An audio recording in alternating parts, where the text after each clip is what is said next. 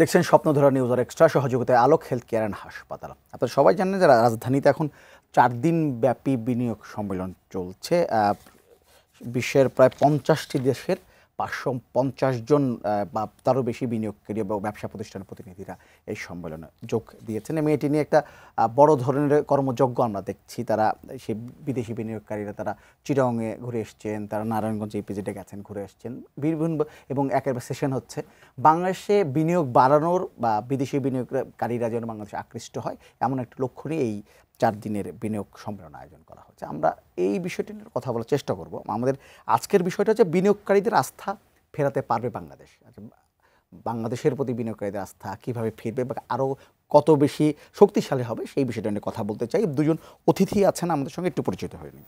আমার সঙ্গে আছেন SM সিদ্দিকী, তিনি উপদেষ্টা international business forum of Bangladesh, এবং আছেন SM রাশেদুল ইসলাম, তিনি সাবেক সাধারণ সম্পাদক economic reporters forum.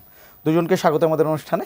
SM Siddiqui, আপনাকে একটু বলি যে এই ধরনের একটা সম্মেলন বিনিয়োগকারীদের আকৃষ্ট করার জন্য আসলে কতটা উপযোগী বা কতটা আসলে কাজে দেয়?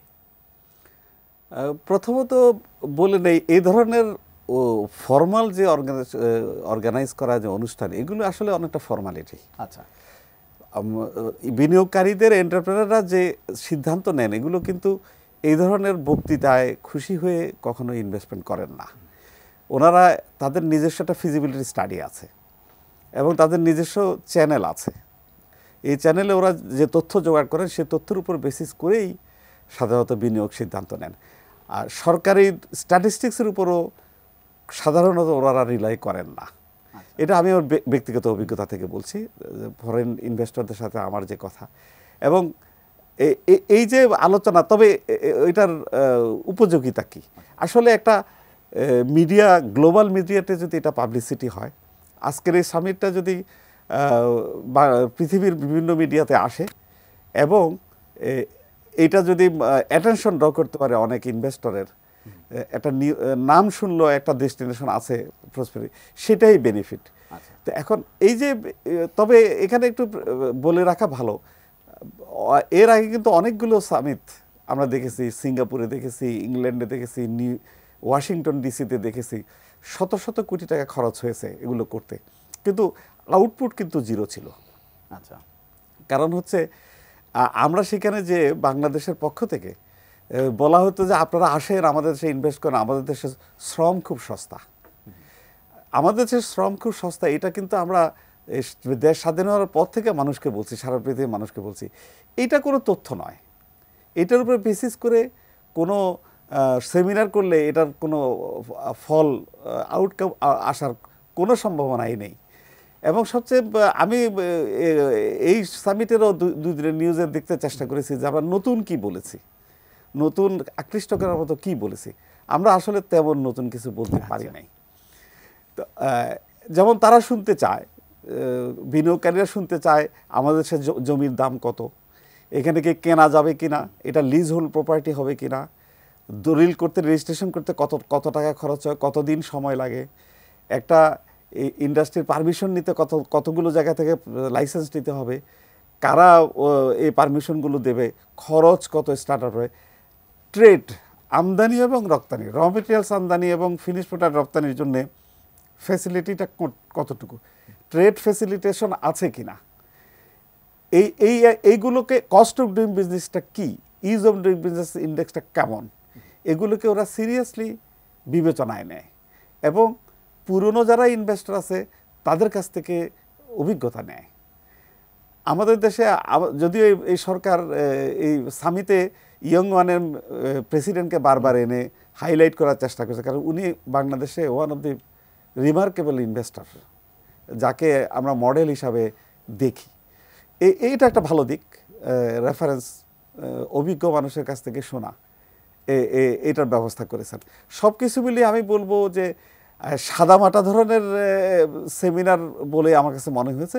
তারপরে দেখলাম যে একটা ইনভেস্টমেন্ট কমিটমেন্ট, আজকে একটা চুক্তি হয়েছে। সুতরাং এটাকে আমি বলবো যে একটা ভালো ইনিশিয়েট হয়েছে।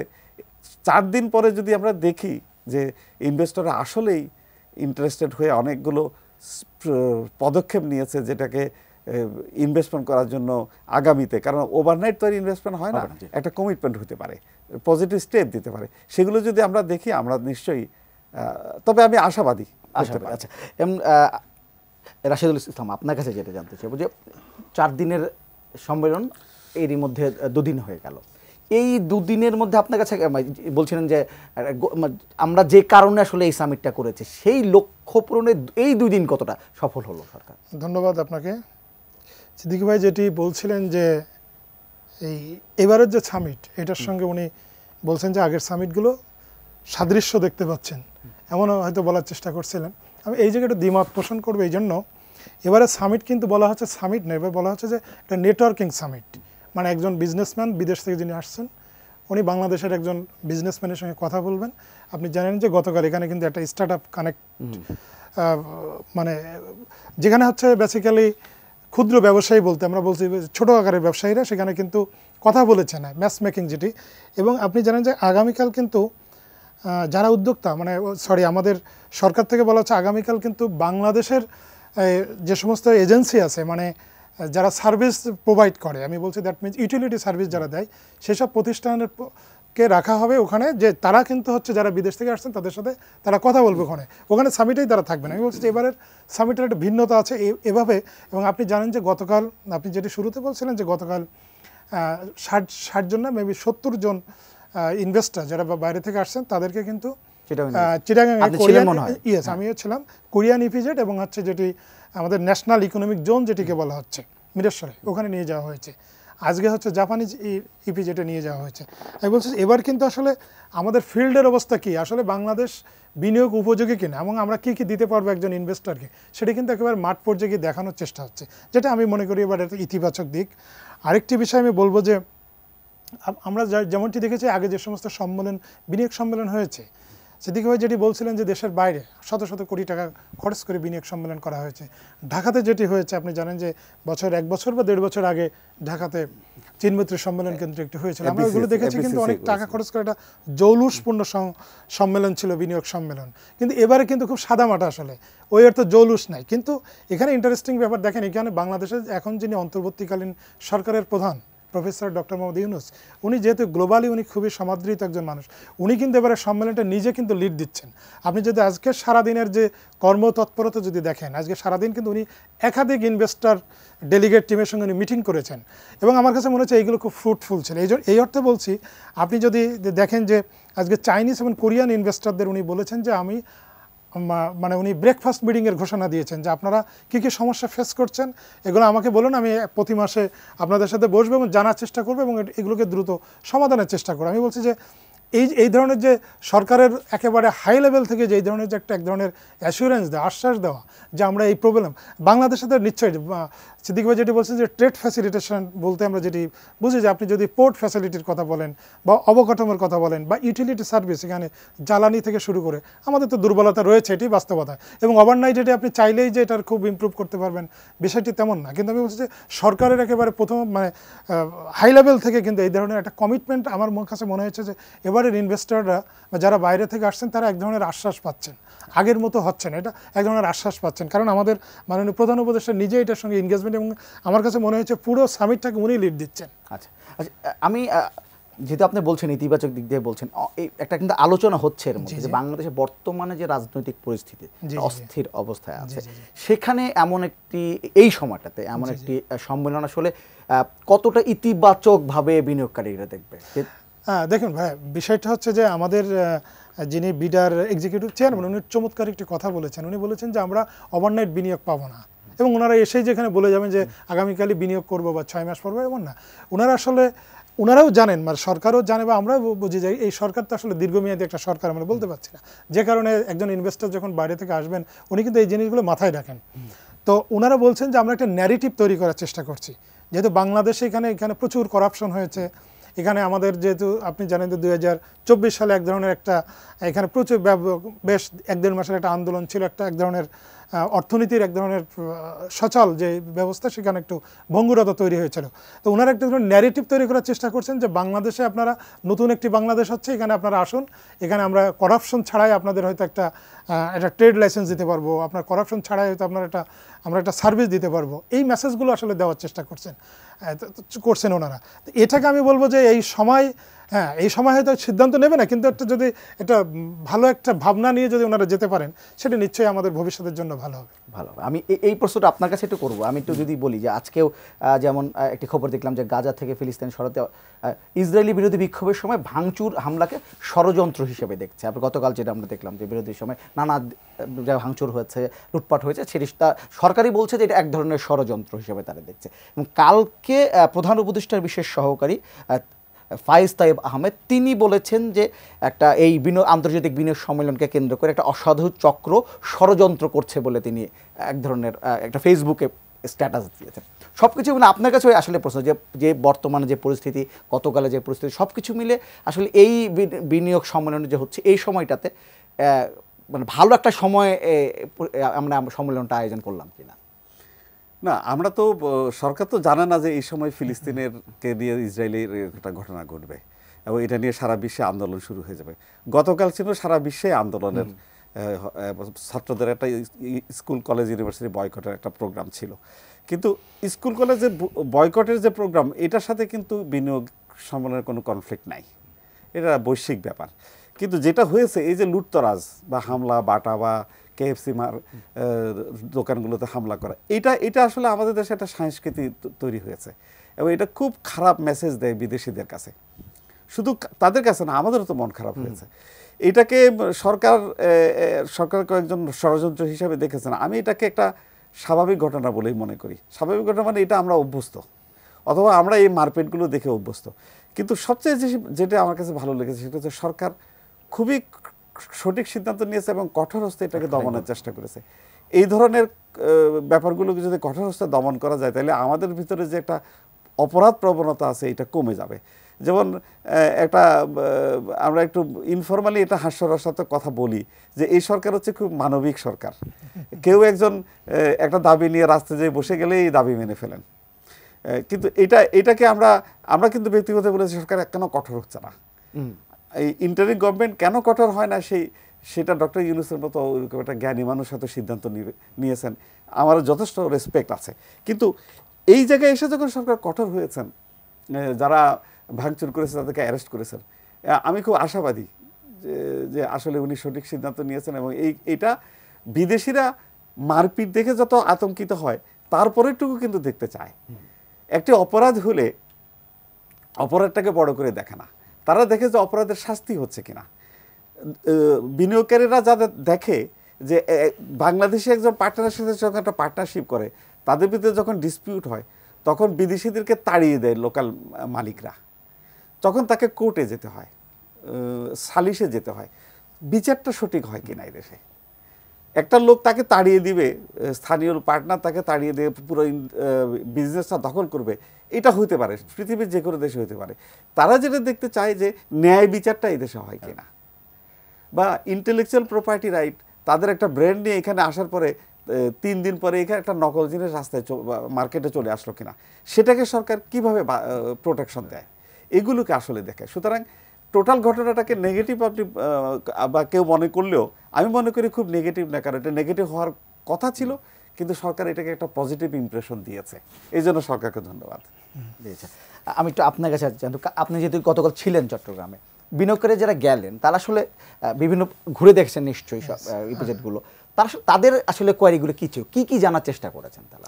না, বেসিক্যালি আপনি দেখেন যারা বিদেশ থেকে আসেন ওনারা কিন্তু এই যে আমাদের সমস্যাটা হচ্ছে যে ইনফ্রাস্ট্রাকচার আসলে একটা সমস্যা, এবং ইউটিলিটি সার্ভিস, যেটা আপনি জানেন যে বাংলাদেশে এখন কিন্তু শুধু বিদেশি বিনিয়োগকারীদের জন্য না, বাংলাদেশে আমাদের লোকাল যারা ইনভেস্টার আছেন তাদেরও কিন্তু একটা সবচেয়ে বড় যে সমস্যাটি ফেস করছেন যে এখানে জ্বালানি স্বল্পতা, তারপরে হচ্ছে মানে বেসিক্যালি ইনফ্রাস্ট্রাকচার এবং আমাদের যে ইউটিলিটি সার্ভিসেস, এই জায়গায় সরকার তাদের কিন্তু একটা কমিটমেন্ট করার চেষ্টা করছেন যে এই জায়গাতে আমরা খুব দ্রুত ইমপ্রুভমেন্ট করার চেষ্টা করব। আরেকটা বিষয় যে জমির, যেটা সিদ্দিকী ভাই যেটা বলছিলেন যে জমি, আপনি জানেন যে কোরিয়ান ইপিজেডের কথাই যদি জানেন যে দীর্ঘদিন কিন্তু ওই কোরিয়ান ইপিজেডের একটা সমস্যা ছিল সেটা যে সমস্যার কারণে কিন্তু বাইরের ইনভেস্টরদের কিন্তু কোরিয়ান ইপিজেড আনা যাচ্ছিল না, সেটা হচ্ছে ওখানে যে জমির মিউটেশন করা, যেটি কিন্তু দীর্ঘদিন একটা প্রবলেম ছিল, এটা কিন্তু এখন সমাধান হয়ে গেছে। এবং জানেন যে সরকার এসেই এটা দ্রুত এই জমির মিউটেশন করার যে প্রবলেমটা ছিল সেটা সলভ করেছে। আরেকটি বিষয় ওখানে জমি, এই যে যদি আপনি যে মিরেশ্বরের যে স্পেশাল ইকোনমিক জোন যেটা, ওখানে আমি দেখেছি যে ইনভেস্টার আসলে এখানে জমিটা কীভাবে নেবে, তারা জমি কত বছরের লিজ নেবে বা এইগুলো জানার চেষ্টা করছিলেন।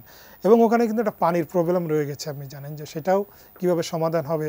ওখানে তো চারিদিকে সমুদ্রই আর কি, এবং সেটা তো লোনা পানি আর কি, তো সেটাকে ওখানে ওইটা সম্ভবত ইন্ডাস্ট্রির জন্য ঠিক না, এই জন্য এই মিঠা পানি যেটা মানে যেটা হচ্ছে শিল্পের জন্য ব্যবহার উপযোগী পানি, সেটা কোথা থেকে আনা যাবে বা সেগুলো আমাদের ওখানে যারা আছে বেজার পক্ষ থেকে এটা ওই প্রোগ্রামটা অ্যারেঞ্জ করা হয়েছিল, তারা ওখানে একটা প্রেজেন্টেশন দিয়েছেন। এবং বেসিক্যালি আমার কাছে কোরিয়ান ইপিজেডটা খুব মনে হয়েছে যে একটা উপযুক্ত একটা জায়গা। আপনি যে উনি যদি কিয়াকসাংয়ের কথা বলছিলেন, উনি কিন্তু বাংলাদেশের হাইয়েস্ট মানে যদি বিদেশি ইনভেস্টার উনি সবচেয়ে বেশি বিনিয়োগ করেছেন এবং দীর্ঘদিন উনি প্রায় 30 বছরের উপরে বাংলাদেশে আছেন। এবং আমি দেখলাম খুব চমৎকার উনি মানে ওনারা এখন এমন সিস্টেম করেছেন যে আপনি একজন ইনভেস্টার যদি আপনি চান, আপনাকে একটা বিল্ডিং ইনফ্রাস্ট্রাকচার তৈরি করে দেবে, আপনি এটা ভাড়া নিতে পারেন, হ্যাঁ, বা করতে পারেন, অথবা আপনি জমি লিজ নিতে পারেন। এবং আমার কাছে মনে হয়েছে যে ওই জায়গাটা অনেকটা একেবারে প্রস্তুত মানে ইনভেস্টমেন্টের জন্য। আর যেটি ন্যাশনাল ইকোনমিক জোন যেটি মিরেশ্বরাই, ওটা এখনও প্রস্তুত না, কিন্তু কিছু প্রতিষ্ঠান ওখানে এখনই কাজ শুরু করেছে, আমরা দেখেছি। তো আমার কাছে একটা জিনিস মনে হয়েছে যে এবারের যে ইনভেস্টমেন্ট সামিট, বিদেশ থেকে যারা এসছেন ওনারা একটু অন্যবার যে যখন আসেন, আমার কাছে মনে হয়েছে একটা বক্তৃতা শোনেন, বক্তৃতা ওনারাও একটা দেন, দিয়ে চলে যান, এয়ারপোর্ট থেকে আসেন ঢাকাতে এসে। কিন্তু এবার আমার কাছে মনে হয়েছে যে যেহেতু ওনার মাঠ পর্যায়ে গেছেন এবং ওনারা রিয়েলি কী অবস্থা। এবং আরেকটা বিষয় ইন্টারেস্টিং বলি যে মানে যেটা বলার প্রয়োজন, সরকারের পক্ষ থেকে কিন্তু লুকোচুরি করা হচ্ছে না। আগে যেটি কিন্তু লুকোচুরি করা হতো, একদম ডেফিনেটলি আপনার তথ্যের লুকোচুরি করা হতো যে আমাদের এইটা আছে, আমার ভাই আমার সঙ্গে একেবারে একমত হবেন এটাতে, সব কিছুতে এক ধরনের লুকোচুরি ছিল। সরকার কিন্তু বারবার আজকেও কিন্তু কথা বলেছেন প্রেস কনফারেন্সে যে আমাদের জায়গা থেকে কোনো লুকোচুরি নেই, আমাদের এইটা আছে আমরা বলছি, বা আমরা এটা ইমপ্রুভ করার চেষ্টা করছি। এবং আমি যেটা আবারও বলি যে আমাদের যেহেতু প্রফেসর ইউনুসের মতো একজন নোবেল বিজয়ী এবং সারা পৃথিবীতে সমাদৃত একজন মানুষ, যিনি কিন্তু এটা বেসিক্যালি যদি দেখেন পুরো 4 দিনের প্রোগ্রামে উনি কিন্তু এটা লিড দিচ্ছেন। এই জন্য আমার একটা আত্মবিশ্বাস আছে যে আমরা হয়তো একটাই মানে যারা বিদেশ থেকে এসছেন ওনাদের কাছে একটা ভালো বার্তা দিতে পারবো। এবং যারা ইনভেস্টর বিদেশ থেকে আসছেন সবাই যে ইনভেস্ট করবেন এমন না, কিন্তু উনি তো ওনার একজন বন্ধুর কাছে, ওনার একজন সহকর্মীর কাছে হয়তো এই মেসেজটি দিবেন যে বাংলাদেশে ইমপ্রুভ করার চেষ্টা হচ্ছে। এখানে এটা আপনাকে জানতে চাই যে এই যে উনি বলছিলেন যে সরকার লুকোচুরি করছে না, মানে আমার যা আছে আমি যদি পরিষ্কার করে বলি আমার এটা আছে, আমার আসলে এটা নাই, এটাতে অভাব আছে, এটা আমরা দিতে পারবো না, এটাই বিনিয়োগকারীদের কাছে প্রেজেন্ট করা উচিত নাকি আসলে ফুলিয়ে ফাঁপিয়ে কিছু ভালো কথা বা কিছু বেশি দেখানো দরকার আকর্ষণ করার জন্য, কোনটা সবচেয়ে বেটার? মোটেই বেশি বলা উচিত না।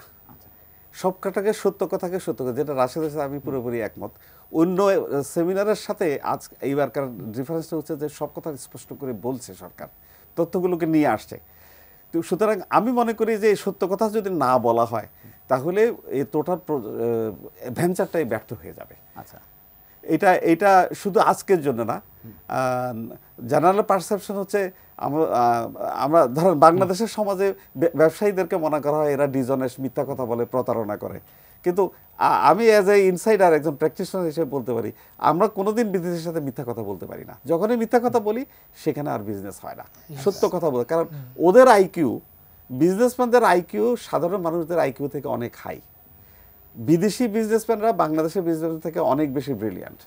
ওদের সামনে কোনো মিথ্যা কথা বলে কোনোদিন কেউ পার পেয়ে যায়নি, এবং মিথ্যা কথা বললে যতটুকু অর্জন সেটাও নষ্ট হয়ে যায়। সুতরাং আমি বলবো একদম সঠিক কথাটাই বলতে হবে। যেমন ওই যে বলছিল যে পানির সমস্যার কথাটাকে প্রজেকশন, যে আমরা কোথা থেকে পানি, মিঠা পানি এনে মিরেশ্বরীতে সাপ্লাই দেব, এই রিয়েলিটিটা যদি তাদেরকে প্রজেকশনটা সঠিকভাবে না দেওয়া হয়, আমি শুধু কমিটমেন্ট করলে হবে না, আমার সেই ক্যাপাসিটি আছে কিনা সেটা দেখতে হবে। যেমন আপনাকে বলি মিরেশ্বরের আরও যে 2টা সমস্যা আমরা তৈরি করে ফেলেছি অলরেডি। এটার নাম শুনতে শুনতে টিভিতে দেখতে দেখতে তো আমি তো মোহিত হয়ে গিয়েছিলাম। সেখানে যাওয়ার পরে দেখলাম, একটু যোগ করি, মিরেশ্বরাই যেভাবে আসলে প্রচার করা হয়েছিল ওইভাবে কিন্তু এখনো প্রস্তুত করা হয়নি, এবং এইটা কিন্তু আমাদের জন্য আসলে নেগেটিভ ছিল। এটা ভুলভাবে প্রস্তুত করা শুরু হয়েছে। কারণ আমি আপনাকে বলি যে কটা ইন্ডাস্ট্রি সেখানে আছে ওদের যে সমস্যাগুলো এখন হচ্ছে সেটা হচ্ছে যে সেখানে শ্রমিকদের এবং কর্মকর্তাদের জন্য কোনো বাসস্থান নাই। ওদেরকে 15-20 মাইল দূরে গ্রামে বাসা ভাড়া নিয়ে থাকতে হয়, সেখান থেকে আসার কোনো ট্রান্সপোর্টেশন নাই। ওরা মোটরসাইকেলে করে, বাস ভাড়া করে, ট্রাক ভাড়া করে আসে, বিকেলবেলা যায়। ওদের পানির ব্যবস্থা তো নাই, এটা শুনতে পেয়েছেন। সবচেয়ে ইন্টারেস্টিং ব্যাপার হলো, আমরা তো সবসময় বলি আমাদের সস্তা শ্রমিক, অ্যাবান্ডেন্ট শ্রমিক। মিরসরাইতে শ্রমিকের অভাব, কারণ আমাদের দেশে একজন শ্রমিককে যদি সরকার ঘোষিত অনুযায়ী 20,000 টাকা মিনিমাম চাঁদা বেতন দেওয়া হয়, 20,000 টাকা বেতনে সেখানে চাকরি করতে পারবে না, তাকে 40,000 টাকা দিতে হবে, কারণ তাকে অনেক দূরে থাকতে হবে। সেই শ্রমিক সেখানে থাকলে তার শ্রমিকের জন্য, ছেলে মেয়েদের জন্য স্কুলের ব্যবস্থা করা হয় নাই, সেখানে কলেজের ব্যবস্থা করা হয় নাই, সেখানে রেস্টুরেন্ট নাই দুপুরে লাঞ্চ করার। তো এগুলো কি কোনো নতুন আবিষ্কার? সারা পৃথিবী থেকে ওনারা, বাংলাদেশের কর্মকর্তারা কি এগুলো দেখেন নাই? শুরুতেই এই ভুলগুলো কি করে করলেন? শুধুমাত্র জায়গা একার করে মাটি ফেলে উঁচু করে দিলাম, মাঝখান দিয়ে একটা রাস্তা করে দিলাম, এইটাই কি ইপিজেড? এই ধরনের ভুল, মারাত্মক ভুল আমাদের দেশের পরিকল্পনাবিদরা কি করে করলেন, করে এখন আবার একটা ঝামেলায় ফেলে দিলেন। এত কিছু করার পরে বলছে এখন পানি নাই। হ্যাঁ, তো তাহলে এই ভুলগুলো যে আমরা করেছি, এগুলো আমাদেরকে স্বীকার করতে হবে, এবং আমরা এটা কিভাবে সমাধান করব বিদেশিদেরকে বলতে হবে। এবং বললেই যদি তারা বিশ্বাস করে যে আমরা যেটা বলছি এটা সত্য, সঠিক, আমরা এটা তাদেরকে এই সমস্যাগুলো সমাধান করে দিতে পারবো, তাহলেই তারা বিনিয়োগ করবে। এস এম রাশিদুল ইসলাম, আপনার কাছে জানতে চাইব, যারা আসছেন এখন পর্যন্ত, যাদের সাথে আলোচনা হলো বা কথা বলেন বা কথা বলছেন তারা সরকারের সঙ্গে, আমাদের যদি মোটা থেকে বলি, যে যদি নানা ধরনের সমস্যার কথা আমরা জানি, যেমন আমরা বাংলাদেশে জ্বালানির সমস্যার কথা জানি, বিদ্যুৎ সমস্যার কথা জানি, এবং গ্যাস সমস্যার কথা বলা হয় যখন ইন্ডাস্ট্রির কথা আসে, সেই সকল দুর্নীতি একটা বড় বিষয় থাকে। যারা বিদেশি বিনিয়োগ করে আছে, তারা আসলে কোন দিকে ফোকাস করছে বা জানতে চাচ্ছে এই বিষয়গুলো, বা জানতে চাচ্ছে কিনা সংকটগুলো? হ্যাঁ, ডেফিনেটলি জানতে চাচ্ছে। আমি যেটা আগেও বলছিলাম, যে একজন ইনভেস্টর যখন বাইরে থেকে আসবেন, উনি একটা দেশের বাইরে ইনভেস্ট করবেন, তখন তো ওনার ওটা সিকিউরিটি তো চান, যে তার ইনভেস্টমেন্টটা যেন নিরাপত্তার সাথে হয়, এবং সেটা তো প্রফিট তো নিশ্চয়ই চাইবেন। তো এখানে আমাদের যেটা বলা হচ্ছিল, যে সিদ্দিক ভাই যেটা বলছিল, দুর্নীতির কথা আমি আসছি, বাট তার আগে যে আমাদের প্রচুর শ্রমিক আছে, বাট আমাদের কিন্তু স্কিল ম্যান পাওয়ার, মানে আপনি উনি যখন একটা ইন্ডাস্ট্রি করবেন, সেটার জন্য যে স্কিল ম্যান পাওয়ার দরকার, সেটার কিন্তু বড় অভাব রয়েছে। আমি গতকাল দেখেছি ইনভেস্টর এটা নিয়েও কথা বলেছেন। আরেকটি করাপশন তো ডেফিনেটলি আমার মনে হয়, যখনই একজন বাইরের ইনভেস্টর বাংলাদেশে আসেন, তার মাথায় প্রথমে ওইটাই থাকে যে করাপশন। এবং আপনি ইন্টারেস্টিং ব্যাপার বলি, আজকে কিন্তু আমাদের মাননীয় প্রধান উপদেষ্টার কাছে একজন বাইরের ইনভেস্টর অভিযোগ করেছেন যে উনি শুধু অনেকটা করাপশনের কারণেই 3-3.5 বছর ধরে যেটা ট্রেড লাইসেন্স পাচ্ছেন, এরকম একটা অভিযোগ করেছেন। আমরা বলছি এই যে একটা ব্যাপার, এবং এই করাপশনটাকে আসলে দূর করতেই হবে, এটা ছাড়া কিন্তু ইনভেস্টমেন্ট, বাইরের ইনভেস্টমেন্ট আপনি পাবেন না। এবং আমরা তো গত 15-20 বছর যাবত দেখছি যে ইনভেস্টমেন্টের আসলে কোনো ওই অর্থে কোনো গ্রোথ নাই, একই জায়গায় আমরা আছি আর কি। তো এই জায়গাতে এবং আপনি একটু সাহস নিয়ে বলতে হয় যে আমরা এমন অভিযোগ শুনেছি যে আগে সরকারে যারা ছিলেন, তাদের একেবারে টপ জায়গা থেকে, যারা পলিসি লেভেলে ছিলেন, সেখান থেকে সরাসরি জমি চাওয়া হতো, টাকা চাওয়া হতো। এবং আমরা গতকাল যখন কোরিয়ান ইপিজেটে আমরা গেছি ইনভেস্টরদের সঙ্গে, ওখানে ইনসাইডার যারা, মানে ওই কোরিয়ান ইপিজেটের যারা ইনসাইডার, ওনাদের কাছ থেকে আমরা গল্প শুনেছি যে ওখানকার যারা যিনি স্থানীয় এমপি ছিলেন, অথবা ওখানকার যারা হচ্ছে প্রভাবশালী, অনেক টাকার মালিক যারা সম্পদশালী, তারা ওখানে জমি চেয়েছেন বা অন্য আরও সুবিধা চেয়েছেন। এবং এইসব কারণেই ওখানে কিন্তু এই যে মিউটেশনের যে সমস্যাটা দীর্ঘদিন ওখানে কিন্তু সলভ হয়নি, তাদেরকে জমি দিতে হবে, নাহলে তারা মিউটেশনের সরকার থেকে করা হয়নি। এই ধরনের প্রবলেম যদি বাইরের ইনভেস্টররা ফেস করে, তাহলে তো আপনি জানেন যে আসলে ডেফিনেটলি এটা বাইরের একটা খারাপ মেসেজ যায়। কারণ এখানে একজন ইনভেস্টর, উনি কিন্তু বাইরে তার বন্ধুর সঙ্গে কথা বলবেন। বাইরের কিন্তু অ্যাকচুয়ালি বাংলাদেশের ইনভেস্টর, যারা বাইরের ইনভেস্টর, উনি হচ্ছে সবচেয়ে বড় অ্যাম্বাসেডার। উনি কিন্তু যখন একটি কথা বলবেন, আপনি বললে কিন্তু বাইরের ইনভেস্টার হয়তো বিশ্বাস করবেন না, কিন্তু বাইরের একজন ইনভেস্টর যখন আরেকজনের সাথে কথা বলবেন, সেটা তো বিশ্বাস করবে। এবং আমি কিন্তু আমার কাছে বিশ্বাসী হচ্ছে এই কারণে যে আমাদের এখন আমরা দেখছি যে আমাদের মাননীয় প্রধান উপদেষ্টা থেকে শুরু করে যারা টপ লেভেলের পলিসি মেকার যারা আছেন, আপনি যদি ওনার স্পেশাল এনভাইয়ের কথা বলেন, বা বিরাট যিনি এক্সিকিউটিভ চেয়ারম্যান আছেন, ওনারা কিন্তু আমি অন্তত আপনাকে এটুকু বলতে পারি যে করাপশনের জায়গাটাতে ওনারা হচ্ছে মুক্ত আছেন। এবং এই জন্য আমার বিশ্বাস যে হয়তো আমরা 6 মাস পরে এই ইনভেস্টমেন্টের জায়গায় একটা ইতিবাচক একটা দেখবো। আরেকটা জিনিস, যে আমাদের কিন্তু এখানে পোর্টের সমস্যা রয়ে গেছে, যেটা আমাদের বাইরের ইনভেস্টররা বলছেন, পোর্টের ফ্যাসিলিটিটা তো এরকম না, এবং সেই জায়গায় আমাদের তো নিশ্চয়ই ইমপ্রুভ করতে হবে। আমি দেখেছি যে আমাদের মাননীয় প্রধান উপদেষ্টা, আপনি জানেন যে সুইজারল্যান্ডে গিয়েছিলেন 2-3 মাস আগে, উনি কিন্তু দাভোসে হচ্ছে একাধিক প্রতিষ্ঠানের সিওদের সঙ্গে, ওয়ার্ল্ডের একাধিক প্রতিষ্ঠানের সিওদের সঙ্গে মিটিং করেছিলেন এবং ওনার মিটিংয়ের বড় একটা ছিল যে চট্টগ্রাম পোর্টকে কীভাবে আরও ফ্যাসিলিটেট করা যায়, এটাকে আরও কীভাবে এটার যে সার্ভিস আছে এটাকে আরও কীভাবে সহজ করা যায়। এই জন্য উনি কিন্তু ডিপি ওয়ার্ল্ড নামে একটা বড় প্রতিষ্ঠান, ওয়ার্ল্ডের নাম্বার 1 প্রতিষ্ঠান সম্ভবত এটার কিন্তু সিওর সঙ্গে মিটিং করেছেন। আবার উনি পরে যখন দুবাই গেছেন তখনও মিটিং করেছেন। আমি এই জন্য এই কথাগুলো বলছি যে ওনার এক ধরনের এই যে ইনভেস্টমেন্ট বা হচ্ছে যে আমাদের টোটাল যে ইজ অফ ডুইং বিজনেস যেটি বলে, এটার একটা ইমপ্রুভমেন্ট করার এক ধরনের আগ্রহ আছে। আমার মনে হয় আমরা এই জায়গায় একটা ইতিবাচক ফল দেখতে পাবো। এবং আমার কাছে মনে হয়েছে যারা বিদেশি ইনভেস্টর ওনারা বিশ্বাস করছেন না সরকার এই জায়গায় খুব কিছু করতে চাচ্ছেন। তবে হ্যাঁ, এখনও কিন্তু আমাদের যারা, আমি বলবো যে সরকারের হয়তো টপ পর্যায়ে ভালো চিন্তা করছেন, কিন্তু মাঠ পর্যায়ে যারা একেবারে সরাসরি সার্ভিসটা দিবেন সেই জায়গায় কিন্তু এখনও সার্ভিসটা পাচ্ছেন কিনা এরকম অভিযোগ কিন্তু অনেক ইনভেস্টররা করছেন আর কি। এই জায়গায় ডেফিনেটলি আমাদের আরও কাজ করার জায়গা আছে। আমি তো আপনার কাছে আসতে চাই, একটা পত্রিকা দেখছিলাম যে তারা যখন চিটাগং গিয়েছিলেন বিভিন্ন জায়গায় পরিদর্শনে বিনিয়োগকারীরা, তখন সেখানে একটি ইপিজেডে চীনের একটি প্রতিষ্ঠানের কাছে একজন বিনিয়োগকারী প্রতিষ্ঠানের একজন প্রতিনিধির কাছে জানতে চেয়েছিলেন যে বাংলাদেশি বিনিয়োগের ক্ষেত্রে প্রধান বাধা কী। তো তিনি বলেছেন যে প্রশাসনিক জটিলতা বিনিয়োগের ক্ষেত্রে অন্যতম বাধা। আপনি একজন ব্যবসা, আপনার কাছে জানতে চাইবো যে সেই প্রশাসনিক বাধা এই 7 মাস বা 8 মাস যদি বলি, এখন কি একটু কমেছে বা কি এখন কি অবস্থায় আছে? কাগজে কলমে কমেনি, বা সিচুয়েশনটা ইমপ্রুভ করেছে। এই জন্য একটু আগে রাশেদ বলছিল যে সরকারের ভিতরে যে উপদেষ্টারা আছেন বা মূল দায়িত্বে যারা আছেন তারা কিন্তু দুর্নীতিবাজ নন। এটার একটা প্রভাব প্রশাসনের প্রতি স্তরেই পড়েছে। সুতরাং এবং মাননীয় চিফ অ্যাডভাইজারের অনেস্ট সিনসিয়ারিটি দেশকে এগিয়ে নেওয়ার জন্য এটার প্রভাবও অ্যাডমিনিস্ট্রেশনের উপর পড়েছে। এটার প্রভাবে এটা একটু ইফিশিয়েন্ট মনে হচ্ছে।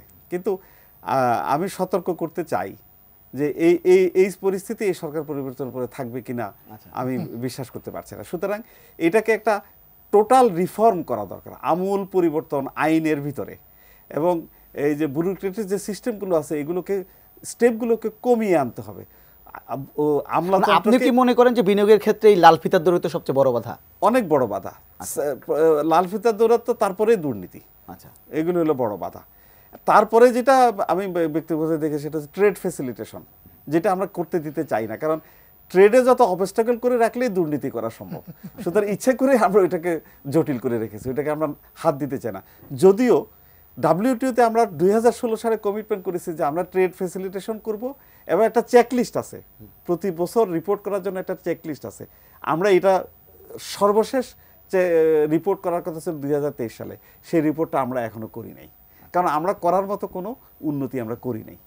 সুতরাং এখন এই সরকারের আমি অ্যাটেনশন ড্র করতে চাই, বাণিজ্য উপদেষ্টার অ্যাটেনশন ড্র করতে চাই, অর্থ উপদেষ্টার অ্যাটেনশন ড্র করতে চাই। ট্রেড ফ্যাসিলিটেশনের এগ্রিমেন্ট করে যে কমিটমেন্ট সরকার করেছে সেটা 2023 সালে রিপোর্ট করার কথা, কমপ্লিট করে আমরা সেটা কমপ্লিট করি নাই, রিপোর্টও করি নাই। আমি কি জানতে পারি যে সেটা আপনারা এখন কি ধরবেন? দয়া করে ট্রেড ফ্যাসিলিটেশনটা করেন, ইজি করেন ইম্পোর্ট এবং এক্সপোর্টকে ইন্ডাস্ট্রিয়ালাইজেশন ফ্যাসিলিটেট করার জন্য। এই জিনিসটা অনেকের সাথে কনফ্লিক্ট করে, মনে করে ট্রেডটাকে ফ্যাসিলিটেট করলে ইন্ডাস্ট্রি আবার কী করে ফ্যাসিলিটেট হয়। ইনফ্লো এবং outflow of raw materials and finish product যদি না থাকে, ফ্রি ফ্লো যদি না থাকে, তাহলে আমি উৎপাদন করে কি করব? এবং উৎপাদন করতে গেলে তো জিনিসপত্রের দাম বেশি হবে নানা রকম অবস্টাকেলের কারণে। এই জন্য এগুলোকে ইমপ্রুভ করা দরকার। তবে যেটা আমি আগে বললাম, আবার রিপিট করি, যে এটার উপরের মানুষগুলোর ইন্টেনশনটার একটা প্রভাব সকলের উপর পড়েছে। এটা একটা সাময়িক প্রভাব, এটাকে চিরস্থায়ী করার জন্য টোটাল ওভারহোলিং দরকার সরকারের, রাষ্ট্রের। SM রাশেদুল ইসলাম, আপনার কাছে জানতে চাইবো যে এই বাংলাদেশের বিনিয়োগকারীদের এক ধরনের নেতিবাচক, বাংলাদেশকে নিয়ে নেতিবাচক একটা দৃষ্টিভঙ্গি ছিল, এবং বিডার নির্বাহী চেয়ারম্যান তিনি যেটি বলেছেন যে এই যে বাংলাদেশ নিয়ে যে বিনিয়োগকারীদের দৃষ্টিভঙ্গি, সেটা বদলানোর জন্য আসলে এই সামিট একটা প্রধান লক্ষ্য। সেটা আসলে সেই লক্ষ্যটা কতটা পূর্ণ হবার এবার? দেখুন, আমি ব্যক্তিগতভাবে আশাবাদী। এই জন্য আশাবাদী, গতকাল আমরা সাংবাদিকরা যখন কোরিয়ান ইপিজেডে গিয়েছিলাম, কোরিয়ান ইপিজেডের যিনি পরিচালনা প্রতিষ্ঠান, যেটি ইয়াংঅন কর্পোরেশনের যিনি চেয়ারম্যান কেক সাং, উনি তো আমি আগেই বলেছি যে বাংলাদেশের সবচেয়ে বেশি হায়েস্ট ইনভেস্টার আর কি। উনি কিন্তু যারা গতকাল গিয়েছিলেন কোরিয়ান ইপিজেডে, ওনাদের উদ্দেশ্যে একটি কথা বলেছেন, সেটি হচ্ছে এরকম যে, এবং আমি কেকসানকে গত কয়েক বছর যাবৎ একজন সংবাদকর্মী হিসাবে ওনাকে কাভার করেছি, ওনারা দেখেছি উনি বাংলাদেশের বিনিয়োগ পরিস্থিতি নিয়ে এক ধরনের অসন্তোষ প্রকাশ করতেন সবসময়, গতকাল উনি দেখেছেন, উনি বলেছেন যে বাংলাদেশে যে এখনই বিনিয়োগ উপযোগী সব কিছু আছে, বিষয়টা এমন না। কিন্তু উনি একটি কথা বলেছেন চমৎকার, যে আমরা আগে যখন আগের ইনভেস্টমেন্টগুলো যেমন দেখেছি যে বাংলাদেশ সরকারের পর্যায় থেকে যে বিনিয়োগ আনার জন্য চেষ্টা ছিল, কিন্তু সেটা কার্যকর চেষ্টা ছিল না। কিন্তু এবার এই সরকারের সময় আমার কাছে মনে হয়েছে যে কার্যকর একটা চেষ্টা আছে বিদেশি ইনভেস্টমেন্ট আনার জন্য। এবং উনি বলেছেন যে আপনারা আসুন। আমার কাছে মনে হয়েছে যে সরকার এখন, এবং উনি চমৎকার একটি কথা বলেছে যে সরকার বাংলাদেশে যে ওই ইনভেস্টমেন্ট যে সমস্ত বা ট্রেড ইস্যুতে যে সমস্ত নিয়মকানুন আছে এগুলোকে সহজ করছে এবং এগুলোকে একত্রিত করে এক ধরনের একটা বিনিয়োগ উপযোগী করার একটা চেষ্টা করছে। এবং উনি বলেছেন যে আমি মনে হচ্ছে যে কার্যকর একটা চেষ্টা হচ্ছে। এবং আমার মনে হয় ওনার যে বার্তাটা, এই বার্তাটাই আসলে বিনিয়োগকারীরা আমার মনে হয় বিশ্বাস করেছেন। এবং আমি দেখেছি সেখানে অনেক বিনিয়োগকারী ওনার সঙ্গে কথা বলেছেন, এবং এগুলোকে আমি মনে করি যে একটা ইতিবাচকভাবে যাবে। আর একটা বিষয় যে আমাদের মাননীয় প্রধান উপদেষ্টা উনি শুধু আমি এই 4 দিনের সামিটের মধ্যে রাখতে চাই না এ সরকারের তৎপরতাকে। আমি আগে যেটি বলছিলাম যে আমাদের মাননীয় প্রধান উপদেষ্টা যখনই দেশের বাইরে যাচ্ছেন বা যখনই কোনো সরকার প্রধানের সাথে মিটিং করছেন বা কোনো কর্পোরেট প্রতিষ্ঠানের সঙ্গে বা কোনো বিদেশি আর্থিক প্রতিষ্ঠানের সঙ্গে, উনি কিন্তু বারবার একটি বলছেন যে বাংলাদেশকে আমরা একটা ম্যানুফ্যাকচারিং হাব করতে চাই, দক্ষিণ এশিয়ার একটা ম্যানুফ্যাকচারিং হাব করতে চাই, আপনারা এখানে আসুন, এখানে ইনভেস্টমেন্ট করুন, আমরা কী কী আছে উনি বলছেন। আমার মনে হয় সামগ্রিকভাবে সরকার এই গত 6 মাস 7 মাস যে বার্তাটি দেওয়ার চেষ্টা করেছেন বিদেশিদের কাছে এবং এই সামিটের সময় দিচ্ছেন, এর ফলে একটা ইতিবাচক বার্তা নিয়ে তারা যাবে, এটা আমার কাছে ব্যক্তিগতভাবে মনে হয়েছে। S M Rashedul Islam, S M Siddique, আপনার কাছে যেটা জানতে চাইব, শেষ পর্যন্ত যদি এই বিদেশি বিনিয়োগকারীদের আমরা আকর্ষণ করতে চাই, তারা নিশ্চয়ই রাজনীতি নিয়েও একটা কনসার্ন নিশ্চয়ই তাদের আছে। এই রাজনীতিটা শেষ পর্যন্ত বা রাজনীতি একটা নির্দিষ্ট বা একটা সিদ্ধান্তে পৌঁছানো যে বাংলাদেশের রাজনীতি কোথায় যাবে, নির্বাচন বা সব কিছু মিলে, এটি আসলে কতটা প্রয়োজন এই বিনিয়োগকারীদের আকৃষ্ট করার জন্য? খুবই বেশি প্রয়োজন, কারণ কন্টিনিউশন ছাড়া ওরা তো আস্থা রাখতে পারে। কেউ বিনিয়োগ একদিনের জন্য করে না, এক যুগের জন্য করে। এক যুগের ভিতরে 3টা সরকার পরিবর্তন হয়ে যেতে পারে। সুতরাং ওরা কন্টিনিউশনটা নিয়ে চিন্তা করে। তবে দুঃখজনক ব্যাপার হচ্ছে আমাদের দেশে পলিসির কন্টিনিউশনটা আমাদের রাজনীতি কালচারেই নেই। তো এখন এই বর্তমান পরিস্থিতিতে কি করে এই আস্থা রাখা যাবে, এই প্রশ্নটা আপনি করতেই পারেন। আমার মনে হচ্ছে যে আমরা এই সরকার কিন্তু রিফর্ম করার জন্য, পরিবর্তন করার জন্য এসে, রাজনৈতিক সিস্টেম পরিবর্তন, অর্থনৈতিক সিস্টেম পরিবর্তন, সামাজিক সিস্টেম পরিবর্তন, এই যে অর্থনৈতিক সিস্টেম পরিবর্তনের কথা ভাবছেন ওনারা যদি কোনো রেডিক্যাল চেঞ্জ, যে আমি প্রথম থেকে রিফর্মের কথা বলছি, রিফর্মগুলো করে যদি আইন কানুনগুলোকে সঠিক জায়গায় নিয়ে আসতে পারেন এবং এরপরে যদি পরবর্তী সরকারকে হ্যান্ডওভার করেন, পরবর্তী সরকার ইচ্ছা করলে অনেক কিছু গুবলেট করে ফেলতে পারবে না।